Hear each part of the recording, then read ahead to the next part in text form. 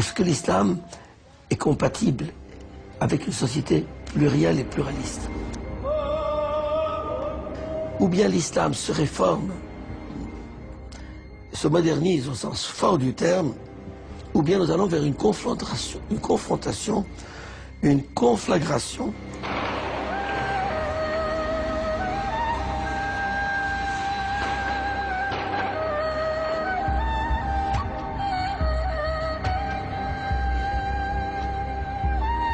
Père Henri Boulade n'est pas du genre politiquement correct.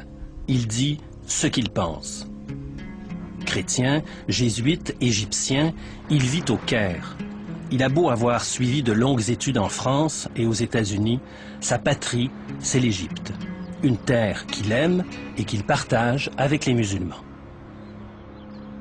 En 1860, ma famille installée à Damas a dû fuir en catastrophe parce que les Turcs ont massacré 20 000 chrétiens.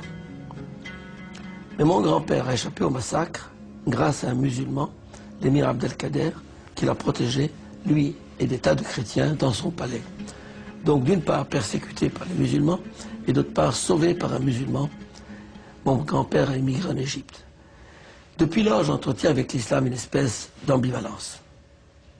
J'admire dans l'islam le sens du sacré, le sens de Dieu, le sens de la prière. Et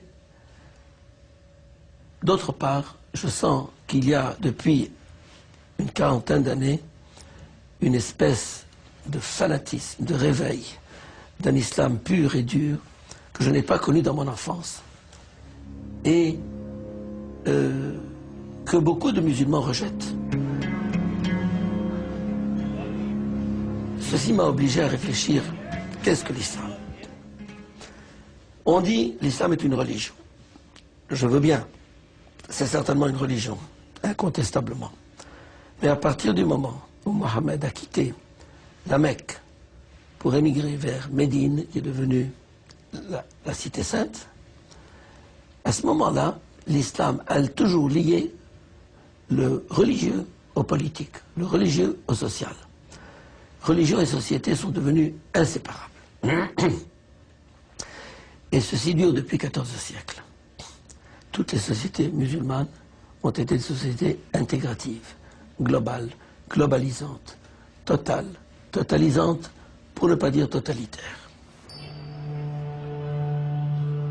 Si toutes les sociétés musulmanes, au dire de Père Boulade, sont totalitaires, on peut se demander si le président égyptien Moubarak fonde son autorité sur l'islam. Sûrement pas. Et si sur les bords du Nil, la liberté religieuse est bien relative, la liberté tout court l'est tout autant.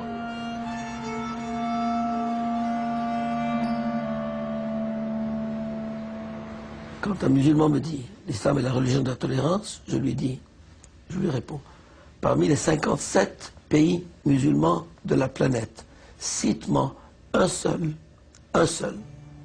où la liberté religieuse existe. »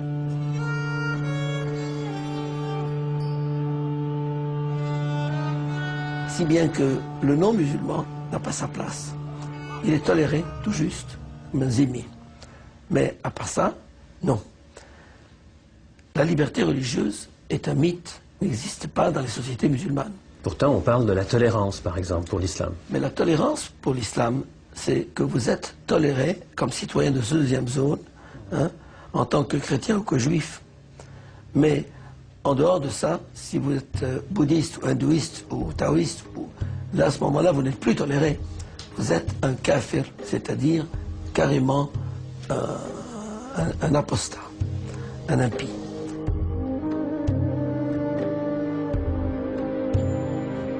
Même la Turquie, qui se prétend laïque, un musulman qui s'était fait chrétien, c'est lui envoyer une marmite d'eau bouillante à la figure.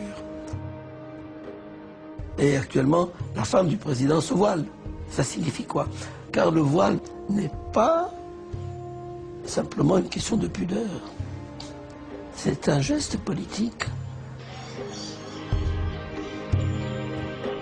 Père Boulade, c'est entendu, est un chrétien d'Orient. Mais il n'est pas contre les musulmans. Ce qui l'inquiète, c'est la radicalisation de l'islam. C'est un combat pour l'homme, c'est pas un combat pour quoi que ce soit. Et là, les gens ne comprennent pas, ne veulent pas comprendre. On me taxera de fanatique. Je ne suis pas fanatique. J'ai vécu toute ma vie en Égypte avec des musulmans. Je m'entends avec tout le monde. Mais je refuse la récupération par une minorité fanatique et radicale et bornée. Pour vous donner un exemple, pendant 20 ans, la télévision égyptienne a été monopolisée par un cheikh qu'on appelle Cheikh Sha'rawi, qui faisait son discours du vendredi. Cet homme, inculte, qui se faisait une gloire de n'avoir pas lu un seul livre pendant 40 ans, parce que tout est dans le Coran, était le père spirituel de la nation égyptienne. Et ces discours sont encore en train d'être diffusés à la télévision égyptienne. Mais où va-t-on? Mais où va-t-on? Mais c'est un retour à la barbarie. Père Boulad n'est pas seul à critiquer la montée en puissance du discours islamiste. Il voudrait voir émerger un islam modéré qui fasse taire cet islam radical. Je ne tiens pas un discours de prêtre, de religieux ou de chrétien, d'homme d'église. Je tiens un discours d'homme. Et vous n'êtes pas le seul à le tenir dans les pays arabes. Et dans les pays arabes, que les musulmans tiennent le même discours que moi. Ils en ont ras-le-bol de cet islam radical qui a monopolisé le discours. À 76 ans, Père Henri Boulad est aujourd'hui directeur du collège de la Sainte Famille, au Caire. Et il n'est pas prêt de se taire. Son combat quotidien pour la liberté de croire et de penser est aussi le nôtre, dit-il. Pour lui, l'Occident est bien naïf et se fait avoir au nom de la démocratie. L'Occident se laisse prendre dans le piège du politiquement correct. Il est de bon ton d'être ouvert à tout le monde, à tous les courants. Et alors, avec ça, on avale des couleuvres. Autant, je suis à 100% pour un islam, religion ouverte, religion libérale, religion tolérante, et j'ai des tas d'amis musulmans, 60% de mes élèves sont musulmans, leurs professeurs musulmans, nous faisons une grande famille.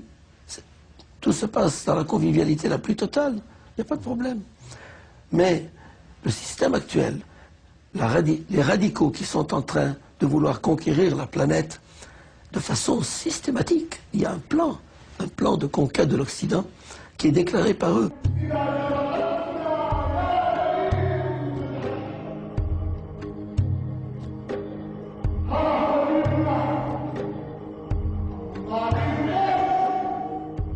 Et comment l'Occident pourrait réagir? Mais ces valeurs que vous avez conquises de longue lutte, hein, êtes-vous prêt à les défendre? Elles sont dans nos chartes. Comment? Elles sont dans nos chartes. Elles sont dans vos chartes. Mais ces chartes peuvent changer. Ces chartes peuvent changer. Elles changeront lorsqu'une majorité sera musulmane et sera radicale.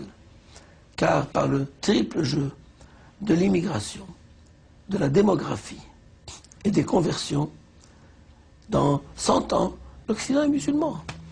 Et vous vous réveillerez quand il sera trop tard. Même si la très grande majorité des musulmans en Occident partagent nos valeurs démocratiques et tournent le dos à cet islam radical, Père Boulad, lui, reste inquiet.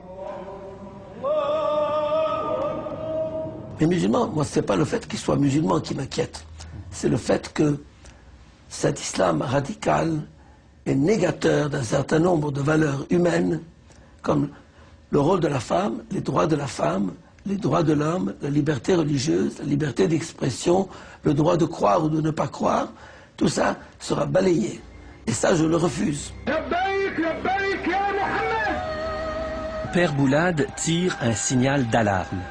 Plus encore, il met le doigt sur un problème de civilisation.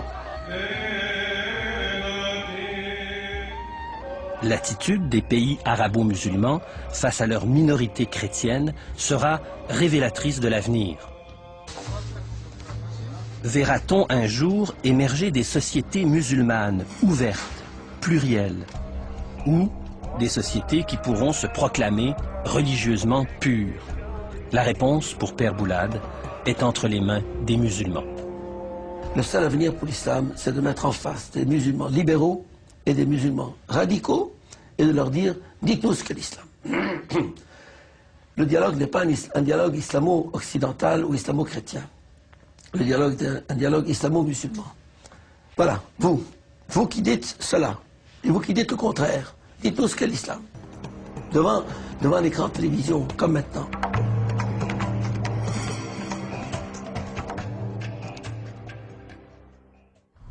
Comment les critiques sévères du Père Boulad sont-elles reçues par la communauté musulmane? Eh bien, restez avec nous après la pause. Un intellectuel musulman d'ici, Lamine Foura.